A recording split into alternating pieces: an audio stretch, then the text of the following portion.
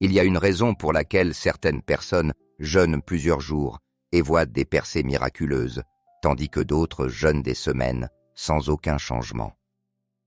La différence ne réside pas dans la durée du jeûne, ni dans l'apparence spirituelle.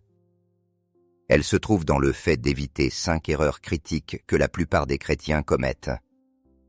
L'ennemi a étudié vos habitudes de jeûne et sait exactement sur quels leviers appuyer pour vous amener à détruire vos propres progrès spirituels.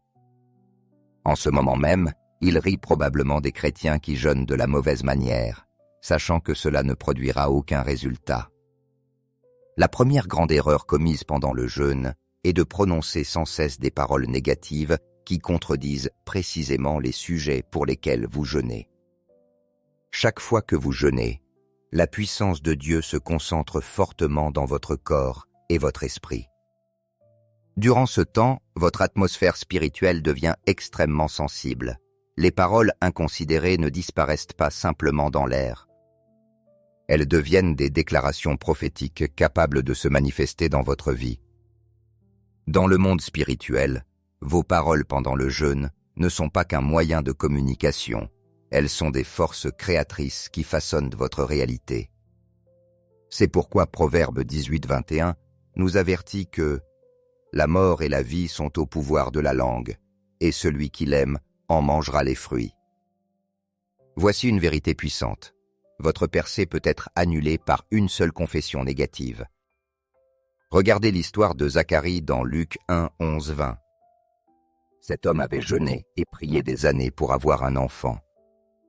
Alors qu'il se trouvait dans le temple pour offrir un sacrifice et attendre le Seigneur, l'ange Gabriel lui apparut avec la réponse exacte à sa prière, la promesse d'un fils. Mais au lieu de recevoir cette parole avec foi, Zacharie se mit à douter. « À quoi reconnaîtrai-je cela ? Car je suis vieux et ma femme est avancée en âge. » L'ange fut déçu par sa confession et répondit sévèrement. « Tu seras muet et tu ne pourras plus parler jusqu'au jour où cela s'accomplira, parce que tu n'as pas cru mes paroles qui s'accompliront en leur temps. » Zacharie perdit l'usage de la parole, car sa confession négative menaçait d'annuler la percée qu'il attendait depuis si longtemps. Comparez cela à la réponse de Marie dans Luc 1, 38, lorsque le même ange lui annonça une parole impossible. Sa situation était encore plus compliquée que celle de Zacharie. Pourtant, au lieu de parler négativement, elle dit « Voici la servante du Seigneur, qu'il me soit fait selon ta parole. » Voyez la différence. L'un douta et perdit sa voix, l'autre crut et devint la mère du Messie. Quand vous jeûnez et que vous croyez Dieu pour quelque chose, un emploi, un mariage, une guérison ou une percée financière, chaque parole que vous prononcez soit renforce la foi, soit la détruit. Si vous jeûnez pour un emploi, ne vous plaignez pas du marché du travail. Si vous jeûnez pour la guérison, ne répétez pas vos symptômes. Si vous jeûnez pour une percée financière, ne parlez pas de votre manque. Souvent, dès la fin du jeûne, l'ennemi revient pour vous tenter sur le même point. Il murmure « Es-tu sûr que Dieu a entendu tes prières ?» Ou il vous rappelle toutes les fois où vous aviez jeûné sans résultat. Parfois, il envoie même des personnes pour prononcer des paroles négatives. Si vous tombez d'accord avec elles, vous annulez votre jeûne. C'est comme dire à Dieu « Peu importe ce que je t'ai demandé, l'opinion de cette personne est plus juste que tes promesses. » C'est une trahison spirituelle. Souvenez-vous, foi et peur sont deux lois spirituelles. Celle que vous choisissez de croire déterminera ce qui vous arrivera. Deuxième erreur, s'ingérer dans le péché.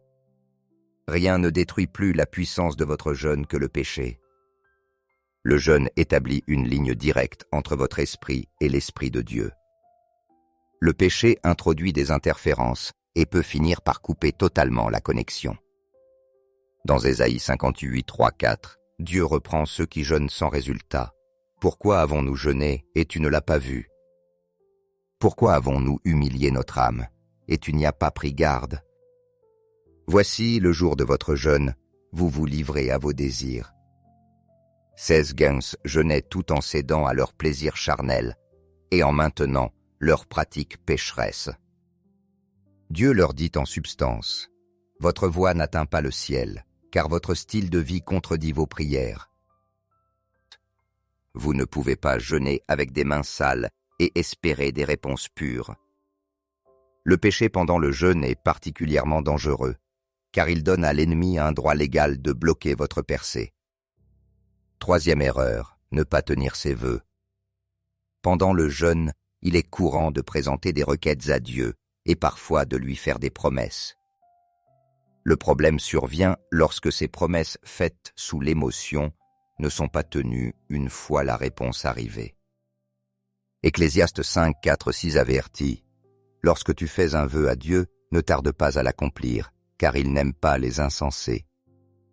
Accomplis ce que tu as promis. » Ne pas honorer et vœux peut mener Dieu à détruire même la bénédiction accordée. Quatrième erreur, rompre prématurément son jeûne. L'ennemi utilise souvent des personnes bien intentionnées pour vous pousser à arrêter trop tôt. Tu as assez jeûné. Dieu ne veut pas que tu souffres, etc. Mais rompre prématurément peut faire avorter une percée imminente. Daniel jeûna 21 jours avant de recevoir sa révélation. S'il avait arrêté au jour 20, il serait passé à côté d'un des messages les plus importants de l'histoire biblique. Cinquième erreur, jeûner avec de mauvaises motivations. Jacques 4,3 dit « Vous demandez et vous ne recevez pas, parce que vous demandez mal, dans le but de satisfaire vos passions. » Le jeûne n'est pas fait pour impressionner les autres, manipuler Dieu ou obtenir des choses égoïstes. Il vise à aligner votre volonté sur celle de Dieu. Ésaïe 58,6 décrit le vrai jeûne. « N'est-ce pas le jeûne que j'ai choisi? Détacher les chaînes de la méchanceté, dénouer les liens de la servitude, renvoyer libres les opprimés. » Le jeûne transforme d'abord votre cœur et vous positionne pour recevoir non seulement ce que vous demandez, mais aussi ce que vous n'auriez même pas pensé à demander. Sa puissance ne réside pas seulement dans ce dont vous vous abstenez, mais dans ce que vous recherchez, la présence, la gloire et les desseins de Dieu. Merci de votre lecture. Si vous appréciez nos vidéos, abonnez-vous à notre chaîne YouTube.